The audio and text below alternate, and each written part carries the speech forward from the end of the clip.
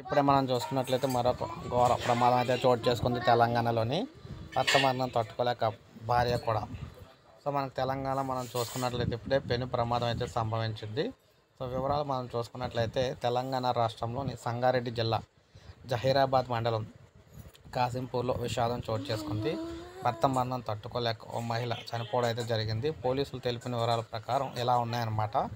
గ్రామానికి చెందిన మహాదేవి భర్త శేఖర్ 3 నెలల క్రితం చనిపోయాడు. భర్త మరణాన్ని తట్టుకోలేక భార్య ఇంట్లో నుంచి వెళ్ళిన భార్య మహాదేవి గ్రామ సమీపంలో వ్యవసాయ బావిలో చనిపోవడం అయితే జరిగింది. సమాచారం తెలుసుకుని గ్రామానికి చేరుకున్న చెరాక్పల్లి పోలీసులు బావిలో నుంచి చనిపోయిన వారిని తీశారన్నమాట. కుటుంబ కలహాలతో మరో వ్యక్తి అయితే చనిపోవడం జరిగింది.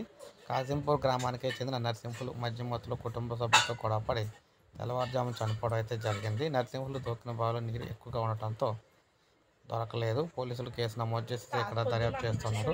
సో ఈ విధంగా పెను ప్రమాదం అయితే జరిగింది. ఇప్పుడే ఘోర ప్రమాదం సంభవించింది అనమాట తెలంగాణలోని. ఇప్పుడే ఒక లైక్ చేయండి, అందరికీ తెలిసింది. సబ్స్క్రైబ్ చేసుకోకపోతే మన ఛానల్ సబ్స్క్రైబ్ చేసుకొని ఫాలో అవుతూ